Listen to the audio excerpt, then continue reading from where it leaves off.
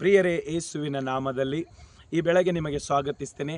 ಇವತ್ತಿನ ವಾಕ್ಯ ಯೋಹನ್ನ ಬರೆದ ಸುವಾರ್ತೆ 1ನೇ ಅಧ್ಯಾಯ ಅದರ 1ನೇ ವಾಕ್ಯದಲ್ಲಿ ಯೇಸು ಸ್ವಾಮಿ ಹೀಗೆ ಹೇಳಿದ್ದಾನೆ, ಆದಿಯಲ್ಲಿ ವಾಕ್ಯ ಇತ್ತು, ಆ ವಾಕ್ಯ ದೇವರ ಬಳಿಯಲ್ಲಿತ್ತು, ಆ ವಾಕ್ಯನೇ ದೇವರಾಗಿದ್ದಾನೆ ಅಂತ ಯೇಸು ಹೇಳಿದ್ದಾನೆ. ಪ್ರಿಯರೇ, ನಾವು ನೋಡುವಾಗ ಈ ಆಕಾಶವು ಯೇಸುವಿನ ವಾಕ್ಯದಿಂದ ಉಂಟಾಯಿತು, ಈ ಭೂಮಿಯು ಯೇಸುವಿನ ವಾಕ್ಯದಿಂದ ಉಂಟಾಯಿತು, ಈ ಜಲಪ್ರಾಯಗಳು ಯೇಸುವಿನ ವಾಕ್ಯದಿಂದ ಉಂಟಾಯಿತು, ಗಿಡ ಮರಗಳು ಯೇಸುವಿನ ವಾಕ್ಯದಿಂದ ಉಂಟಾಯಿತು, ಮಣ್ಣು ಯೇಸುವಿನ ವಾಕ್ಯದಿಂದ ಉಂಟಾಯಿತು, ಆ ವಾಕ್ಯನೇ ಯೇಸು ಬಳಿಯಲ್ಲಿ ಇತ್ತು. ಪ್ರಿಯರೇ, ಇವತ್ತು ನಾನು ಮಾತನಾಡುವುದು ಯೇಸುವಿನ ವಾಕ್ಯ. ಆ ವಾಕ್ಯ ನಮ್ಮ ಜೀವಿತದಲ್ಲಿ ಅದು ಬಂದರೆ, ಆ ವಾಕ್ಯಕ್ಕೆ, ಯೇಸುವಿನ ವಾಕ್ಯಕ್ಕೆ ನಾವು ನಂಬೋದಾದರೆ ನಮ್ಮ ಜೀವಿತ, ನಮ್ಮ ಕುಟುಂಬ, ನಮ್ಮ ಸೇವೆ, ನಮ್ಮ ಮಕ್ಕಳು, ನಮ್ಮ ಕೆಲಸ ಕಾರ್ಯಗಳು ಯೇಸುವಿನ ವಾಕ್ಯದಲ್ಲಿ ನೀವು ಇದ್ದರೆ ಯೇಸುವಿನ ವಾಕ್ಯ ನಿಮ್ಮ ಜೀವಿತ ಬದಲಾಯಿಸುತ್ತದೆ. ಅದಕ್ಕೆ ಯೇಸು ಹೇಳ್ತಾ ಇದ್ದಾನೆ, ಆದಿಯಲ್ಲಿ ವಾಕ್ಯ ಇತ್ತು, ಆ ವಾಕ್ಯನೇ ದೇವರಾಗಿದ್ದಾನೆ.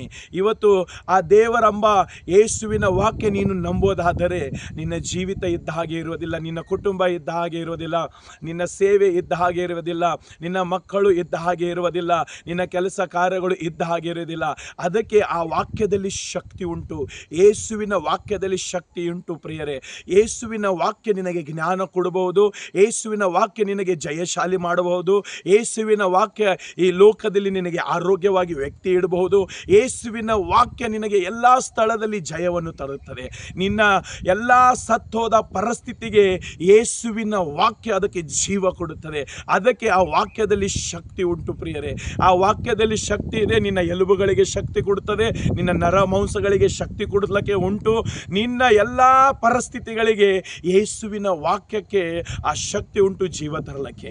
ಪ್ರಿಯರೇ, ನೀನು ಅನೇಕ ಪ್ರಶ್ನೆಯಲ್ಲಿ ಇದಿರಬಹುದು, ನನ್ನ ಜೀವಿತ ಹೇಗಾಗಬಹುದು, ನನ್ನ ಕುಟುಂಬ ಹೇಗಾಗಿರುತ್ತದೆ, ನನ್ನ ಸೇವೆ ಹೇಗಾಗುತ್ತದೆ ಅಂತ ನೀನು ಪ್ರಶ್ನೆ ಮಾಡ್ತಾ ಇದಿರಬಹುದು. ಆದರೆ ಆ ವಾಕ್ಯ ಎಂಬ ಯೇಸುವಿಗೆ ನೀನು ನಂಬೋದಾದರೆ ನಿನ್ನ ಜೀವಿತ ಇದ್ದ ಹಾಗೆ ಇರುವುದಿಲ್ಲ. ಆ ವಾಕ್ಯನೇ ನಿನ್ನ ಪರಿಸ್ಥಿತಿ ಬದಲಾಯಿಸುತ್ತದೆ, ಆ ವಾಕ್ಯ ನಿನ್ನ ಫೈನಾನ್ಸಸ್ ಪರಿಸ್ಥಿತಿ ಬದಲಾಯಿಸುತ್ತದೆ.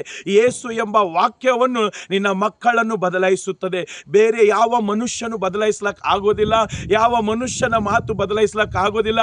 ಆದರೆ ಬೈಬಲ್ನಲ್ಲಿರುವ ವಾಕ್ಯ, ಒಂದೊಂದು ವಾಕ್ಯ ನಿನ್ನ ಕುಟುಂಬವನ್ನು ಬದಲಾಯಿಸುತ್ತದೆ, ನಿನ್ನ ಮಕ್ಕಳನ್ನು ಬದಲಾಯಿಸುತ್ತದೆ, ನಿನ್ನ ಕೆಲಸ ಕಾರ್ಯಗಳನ್ನು ಬದಲಾಯಿಸಲಿಕ್ಕೆ ಆ ವಾಕ್ಯದಲ್ಲಿ ಶಕ್ತಿ ಉಂಟು. ಅದೇ ಯೇಸುವಿನ ವಾಕ್ಯ. ಪ್ರಿಯರೇ, ನಿನ್ನ ಪರಿಸ್ಥಿತಿಗೆ ಜೀವ ತರುವುದು ಯೇಸುವಿನ ವಾಕ್ಯ. ನೀನು ಅನೇಕ ಸಮಸ್ಯೆಯಲ್ಲಿ ಸಿಕ್ಕಾಕೊಂಡು ಬಿದ್ದಿರಬಹುದು.